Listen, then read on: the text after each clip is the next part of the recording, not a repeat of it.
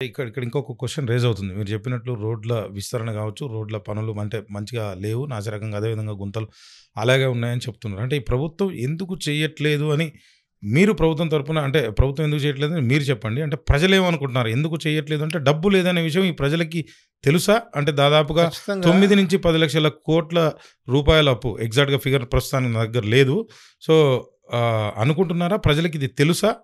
తెలీదా? ఖచ్చితంగా ఇప్పుడు నడుస్తున్న ప్రభుత్వం అప్పుల మీద నడవాల్సిందే. అంతకు హ్మ్. మించిన గత్యంతరం లేదనేది ప్రజలకు కూడా మరి నాలెడ్జ్ ఉంది. ఆదాయం ఎట్లా వస్తుంది ఆ! అనేది ఎవరన్నా చెప్పారా? అదే ప్రజల అదే. గురించి. అది ప్రజలకు అవగాహన ఉండాలి గదా! ఆదాయం ఎట్లా వస్తదనేది ప్రజల కంటే కూడా హ్మ్. ప్రజలకు ఏం కోరుకుంటారు? మీరు హ్మ్. ఎక్కడి నుంచైనా తెచ్చిపెట్టండి. మీరు చెప్పిన హామీలు అమలు చేయండి అని అడుగుతారు తప్ప, హ్మ్. అయ్యో! రాష్ట్రానికి డబ్బులు రావట్లేదు. రేపటి నుంచి నా రేషన్ కార్డ్ ఆపండి. హ్మ్. రేపటి నుంచి నాకు ఇచ్చే పెన్షన్‌లో సగం తీసుకోండి అని ఏ ప్రజలన్నా వెనకకిస్తారా? జరిగే హ్మ్. పనేనా అది? హ్మ్. అట్లా జరగదు కదా! హ్మ్. అంటే ప్రజ ఏమనుకుంటున్నారు అనేది కూడా ప్రజలు ఇంపార్టెంట్ ప్రజ ఇక్కడ ప్రజలు మనకి. ప్రజలు హ్మ్. ఏమనుకుంటున్నారంటే, హ్మ్. ప్రజలకి ఏం కావాలి? హ్మ్. ఈయన పోయి ఆయన పోయి ఈయనొచ్చినా ఎవరు జేబులోంచి ఇయ్యరు. హ్మ్. మన పైసలే మనకిస్తారు. మన నెత్తిన అప్పు తెచ్చిస్తారనేది వాళ్ళ క్లారిటీ ఉంది. హ్మ్. ఆ క్లారిటీ ప్రకారం ఇప్పుడున్న పరిస్థితుల్లో ఏపీ ప్రజలు ఏం కోరుకుంటున్నారంటే, ఈ హ్మ్. ప్రభుత్వానికి ఇంకా 1 ఇయరే అయింది. పెద్ద సమయం ఏం రైట్. కాలేదు. హ్మ్. ఇంకొంచెం టైం ఇయ్యొచ్చు. ఆ హ్మ్. టైం ఇచ్చిన తర్వాత వీళ్ళు చెప్పిన ఎజెండా ఏంది? చేస్తుందేంది?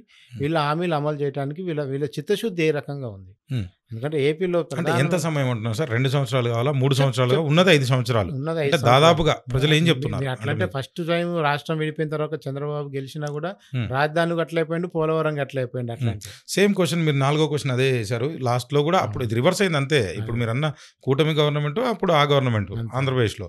ఈసారైనా ఏపీకి రాజధాని నిర్మాణం జరుగుతుందంటే మీకిచ్చిన దానిలో 67% జరుగుతుంది అని ఇచ్చారు. అంటే మరి మిగతా 19% జరగదు. 6% చెప్పలేము. 8% గ్రాఫిక్స్ మాత్రమే. అంటే 67% జరుగుతుందని మీకేమనిపించింది? వాళ్ళకేమనిపించింది? ఒక ఖచ్చితంగా అనలిస్ట్‌గా మీకేమనిపించింది? ఖచ్చితంగా ప్రజలకేమనిపించింది? జనానికి అయితే పెద్ద హోప్ ఉందండి. ఈసారి అమరావతి రాజధాని నిర్మాణం అయితదని. హ్మ్. అంటే మేము అప్పట్లాగా 3 రాజధానులు ఖచ్చితంగా ఇప్పుడు ఉండవని అనుకున్నారా? 3 రాజధానుల కాన్సెప్ట్ ఎప్పుడో ప్రస్తుతం అయిపోయింది. గూగుల్‌లో కూడా ఇప్పటికి కూడా రావట్లేదు మరి అది. నాకైతే ఈ రావట్లే. రోజు కూడా ఎవరికైనా ఆంధ్రప్రదేశ్‌కి వస్తుందేమో. రాజధాని లేదు. హ్మ్. హ్మ్. ఎక్కడుంది? హ్మ్. ఉంటే వాళ్ళు పాపం అనాథల్లాగా ఫీల్ అయితుర్రు అసలు హ్మ్. ఒక రాష్ట్రం విడిపోయిన 11 సంవత్సరాల్లో కూడా రాజధాని ఏదో చెప్పుకోలేని పరిస్థితిలో ఉన్నారు గదా! అంటే సమస్య. ఒక పెద్దాయన ప్రస్తుతం ఆయన ఆ పార్టీ నుంచి వేరే పార్టీ మారారు. ఇప్పుడు ఆ పేరు అందుకే నేను ప్రస్తావించట్లా. అప్పుడు గతంలో ఆ పార్టీలోనే ఇప్పుడు ఈ పార్టీలోకొచ్చారు. అర్థం చేసుకుంటారు ప్రజలని అనుకుంటున్నాను. ఆయనేం చెప్పారంటే సీఎం ఎక్కడుంటే అదే ఆఫీస్ అని చెప్పారు. మీరేం చెప్తారు దీనిపైన? అట్లా అట్లా ఇప్పుడు ఆడ హ్మ్. వ్యవస్థ లేక, వసతులు లేక అట్లా నడిచుండొచ్చండి. హ్మ్. సెక్రటేరియట్ ఒక అంటే దగ్గర ఆయన చెప్పారు. డైరెక్ట్‌గా నాకే ఇప్పుడు చెప్పారు. చాలా ఆయన పేరు. వరకు అంటే ఇది టెంపరరీ వాస్తవం. కన్‌స్ట్రక్షన్‌లతోనే ఆఫీసులు హ్మ్. నడిపారు. టెంపరరీ కన్‌స్ట్రక్షన్స్‌తోనే అసెంబ్లీ నడిపారు. ఇదంతా జరిగింది గదా! హ్మ్. నేననేదేంటంటే రాజధానిని ఈసారి చంద్రబాబు కట్టి తీరుతాడని ప్రజలు 67% మంది బలంగా నమ్ముతున్నారు. హ్మ్. ఎందుకంటే దానికి తగ్గట్టుగా ఆయన మళ్ళా మోడీని తీసుకురావటం, అమరావతి రీస్టార్ట్ చేయటం, హ్మ్. దాన్ని ఒక మొత్తం ఒక విదేశాల్లో ఎట్లయితే వసతులుంటాయో అలాంటి వసతులతో కట్టాలని చూడటం. అట్లాంటి పరిస్థితిలో జనం చంద్రబాబు పట్ల, కూటమి పట్ల విశ్వాసంగా ఉన్నారు. రాజధాని ఈసారి మాకు నిర్మాణం జరుగుతది. హ్మ్. ఏపీ రాజధాని అంటే అమరావతి అని చరిత్రలోకి ఎక్కుతదని కూడా వాళ్ళిప్పుడు భావిస్తున్నారు. హ్మ్. అంటే ఏం గావాలనిపించింది సార్? అంటే మీ మీ మీ మీరు మీ స్టాఫ్‌నైతే గ్రౌండ్‌లోకి పంపించి సిఫార్సు లిస్ట్ గావచ్చు, లేకపోతే ఎనలిస్ట్‌లు గావచ్చు, రకరకాలుగా మీరు పంపించుంటారు. ఓవరాల్‌గా నాకున్న సమాచారం ప్రకారం. అంటే ప్రజలిప్పుడు ఏమనుకుంటున్నారు? అంటే ప్రపంచ బ్యాంక్ నుంచి ఇప్పుడున్నటువంటి ఎన్‌డీఏ కూటమి ద్వారా మనకి కొంత అప్పు అంటే ఏపీకి అంటే 50,000 కోట్లు సంథింగ్ ఎంతో అప్పు నిజంగా అది వస్తుందని అనుకుంటున్నారా? ఆ నిర్మాణాలు జరిగితే అభివృద్ధి జరుగుతుందని అనుకుంటున్నారా? అంటే ఇన్‌కమ్ సోర్స్ అవి కట్టడం వల్ల ఎట్లా పెరుగుతుందని అనుకుంటున్నారు? అంటే ఇండస్ట్రీస్ ఏం ప్రస్తుతానికైతే లేవు. అంటే అవి చేస్తే వస్తాయనుకుంటున్నారా? ఏమనుకుంటున్నారు? ఒకటండి ఇప్పుడు అప్పులు చేస్తుంది అభివృద్ధి కోసమే అని ప్రభుత్వాలు చెప్తాయి. హ్మ్.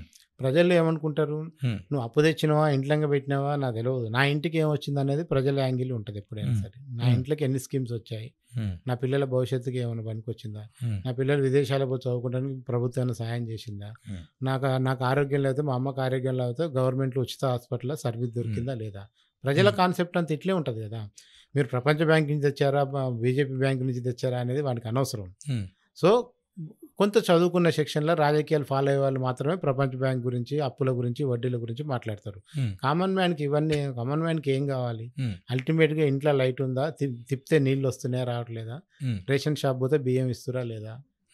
3 పూటల్లో తిండి తినగలుగుతున్నాం లేదు, ఇంతకు మించిన వాళ్ళకి ఆలోచన. రాజకీయం ఎప్పుడు ఆలోచిస్తారు? ఉమ్. ఎన్నికల ముందర నేను ఆలోచిస్తారు. రాజకీయాల గురించి ఆ, మాట్లాడుతున్నా. సార్, ఒక చెప్తున్నా. ఎనలిస్ట్ గా మీరు అట్లాగే ఆలోచించాలంటారా? ఇది రెండో క్వశ్చన్, అంటే ఇంకో యాంగిల్లో మనం మాట్లాడుకుంటాం. అట్లాగే ఆలోచించాలి కదా మీరు. ఈ ఆలోచిస్తారు, నేను ఈ కూడా అట్లే ప్రభుత్వానికి ఆలోచిస్తున్నా. ఇన్కమ్ సోర్స్ ఎక్కడుందో అని తలలు బద్దలు కొట్టుకుని ఆలోచించేంతగా జనం ఆలోచిస్తారని అంత నేను టైం అనుకోవట్లేదు. కూడా ఉండదు వాస్తవంగా నేను చెప్పాలంటే. అనుకోను. జనం ఉమ్. ఇప్పుడు ప్రజలకు టైం ఉండదు, కరెక్ట్ కదా? మెజారిటీ ప్రజలు ప్రభుత్వం ఉచితాల మీద ఆధారపడే వాళ్ళు కానీ ప్రభుత్వం యొక్క సంక్షేమ పథకాలను బేస్ చేసుకునే వాళ్ళు సమాజంలో మెజారిటీ శాతం ఉంటారు. Exactly correct. మిగతా వాళ్ళు ఏదైతే ఎలైట్ సెక్షన్ ఉందో, కొంచెం మిడిల్ క్లాస్ ఉందో, Right. వాళ్ళందరూ కూడా అప్పర్ మిడిల్. వాళ్ళు అప్పర్ మిడిల్ వాళ్ళు వీళ్ళందరూ కూడా వాళ్ళ పద్ధతులు వాళ్ళు జీవిస్తుంటారు. సో ఎవరైతే కింది స్థాయిలో ఉండి మాట్లాడుకుంటారో వాళ్ళకే పథకాలు అవసరం, వాళ్ళకే రాజకీయాలు అవసరం, వాళ్ళే. కానీ గవర్నమెంట్ ఎక్కడి నుంచి తెస్తుంది? చంద్రబాబు ఏమైనా ఎకరాలు అమ్మి తీసుకొచ్చాడా? పవన్ కళ్యాణ్ సినిమాల సంపాదించి ఇక్కడ పెట్టాడా? బీజేపీ వాళ్ళు ఏమైనా కేంద్రం నుంచి పంపితే ఇక్కడ ఖర్చు పెడుతున్నారని ఇట్లాంటి డీటెయిల్స్ జైలుకి వాళ్ళు పోరు. వాళ్ళకి కావాల్సింది వాళ్ళ ఎజెండాకి వాళ్ళ రోజువారీ జీవితం ఎలా ఉందనే దాంతోనే కంపేర్ చేసుకుంటారు తప్ప ప్రభుత్వంకి వచ్చే సోర్సుల గురించి పెద్దగా. అదే దాని మీద మీరు ప్రశ్న అడిగారు. అంటే కూటమి వల్ల ఏపీ భవిష్యత్ ముఖ చిత్రం మారనుందా అంటే దాదాపుగా కొంత మేరకు అని 45% ఇచ్చారు, కాదు అని 22%, అవును 23%, చెప్పలేము 10%. అంటే దాదాపుగా కొంత మేరకు అనే దానిపైన ప్రజలు ఎక్కువగా ఉన్నట్టుగా కనపడతా ఉంది. మరి ఎందుకంటే రీజన్ కామెంట్లలో కూడా ఒకటి ఏం కామెంట్ అంటే ఈ 5 ఏళ్ళు కూడా చంద్రబాబుకు సరిపోదు, వచ్చే 5 ఏళ్ళు కూడా ఆయనను గెలిపిస్తేనే ఇక్కడ అభివృద్ధి జరుగుతుందని కూడా ప్రజలు మాట్లాడుకుంటారు. అంటే మీరు గతంతో పోలిస్తే జగన్ ప్రభుత్వం మొత్తం అరాచకం చేసిందంటారా? అవును. కామన్ మ్యాన్ గా నా ప్రశ్న, ఓపెన్ క్వశ్చన్. అంతే అంటే ఏం చేశారు? జగన్ గారు అరాచకం చేసిరనే కదా ఆయనకి ఇప్పుడు 151 నుంచి 11కు తెచ్చారు. అంటే ఈ వర్డ్ వాడొచ్చా వాడకూడదా అంటే అర్థం కావడానికి కామన్ మ్యాన్ అంతకు మించి ఆ స్థాయిలో నాకు కూడా తెలియలేదు. ఆయన అరాచకం చేసిండా లేదా అనేది టీడీపీ వాళ్ళు చెప్తారు, మనం ఇద్దరం చెప్పాల్సిన అదే అవసరం అదే లేదు. నేను ఆయన చేసింది ఏంది, ప్రజలు ఆయనకి ఎలాంటి తీర్పిచ్చారో అందరు చూశారు. అది అరాచకం అనేది వన్ వేలో ఒక టైపులో ఏమి ఉండదు కదా. టీడీపీ కార్యకర్తలు చాలా మంది అప్పట్లో హ్యూమిలేషన్ గురయ్యారు. టీడీపీ నాయకుల్ని, ఫ్యామిలీ మెంబర్స్ ని టార్గెట్ చేసి మాట్లాడారు. కొన్ని కులాల పట్ల భయంకరమైన కామెంట్లు చేశారు. కొంతమందికి వర్క్స్ రాకుండా చేశారు. కొంతమందిని జైల్లో పెట్టారు. చాలా జరిగింది కదా. వైసీపీ పాలన మొత్తం అరాచకం అని మాట్లాడే టీడీపీ బ్యాచ్ కూడా ఉంది అట్లాంటి. సేమ్ అదే 5వ క్వశ్చన్ మీరు వేసింది. వైసీపీ నేతలు కార్యకర్తల పట్ల కక్ష సాధింపు ఉందా అంటే 61% ఉందనే చెప్తున్నారు. అంటే ఇప్పుడు వైసీపీ కార్యకర్త గతంలో టీడీపీ కార్యకర్త ఎట్లయితే ఇబ్బంది పడ్డారు, ఇప్పుడు వైసీపీ కార్యకర్తలు ఇబ్బంది పడుతున్నారు.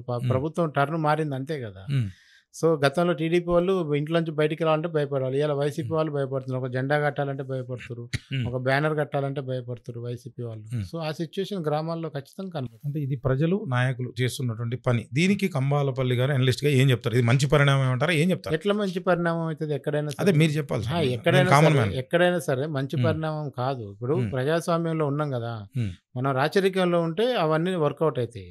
ప్రజాస్వామ్యంలో ఉన్నప్పుడు మీరు నన్ను జెండా పట్టుకుంటే అరెస్ట్ చేస్తాం, ప్రభుత్వాన్ని ప్రశ్నిస్తే దాడులు చేస్తాం, ప్రభుత్వాన్ని ప్రశ్నిస్తే తీసుకుపోయి లోపల జైల్లో పెడతాం అంటే అది ఏ ప్రభుత్వం చేసినా కరెక్ట్ కదా. అది కేంద్రం కావచ్చు, రాష్ట్రం కావచ్చు, తెలంగాణ కావచ్చు, ఆంధ్ర కావచ్చు. అంటే మనం చూసాం అది నిన్న కొమ్మినేని శ్రీనివాసరావు గారు, ఆయన నాకు బాగా తెలుసు కూడా. సో ఆయన్ని అరెస్ట్ చేయడాన్ని కంబాలపల్లి గారు ఎలా చూస్తారు ఒక జర్నలిస్ట్గా, ఒక అనలిస్ట్గా? ఒకటండి, అందులో 2 విషయాలు ఉన్నాయి.